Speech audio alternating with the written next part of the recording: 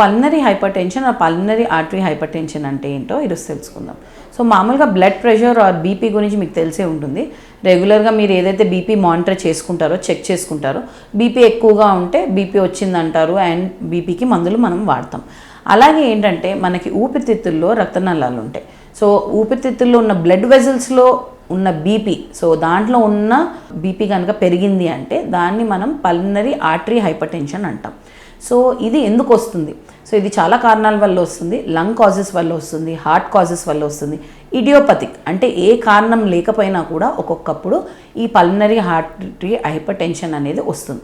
So ఈ పిఏహెచ్ అనేది ఎలా కనుక్కుంటామంటే మనము, సో నార్మల్గా ఏదైతే మనకి గుండెకి ఎకో అని చేస్తామో అల్ట్రాసౌండ్, సో గుండెది సోనోగ్రఫీ ఏదైతే చేస్తామో దాంట్లో మనకి ఈ పిఏహెచ్ ఉందా లేదా అనేది తెలుస్తుంది.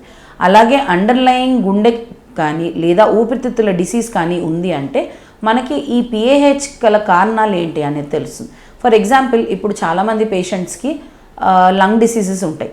ఐఎల్డి ఇంటర్స్టిషియల్ లంగ్ డిసీజ్ కానివ్వండి, సిఓపిడి కానివ్వండి, స్మోకింగ్ వల్ల సిఓపిడి వస్తుంది. సో ఈ డిసీజెస్ వల్ల కూడా మనకి పల్మనరీ ఆర్టరీ హైపర్ టెన్షన్ అనేది రావచ్చు. అలాగే కొన్ని హార్ట్ డిసీజెస్ వల్ల కూడా మనకి పల్మనరీ ఆర్టరీ హైపర్ టెన్షన్ రావచ్చు.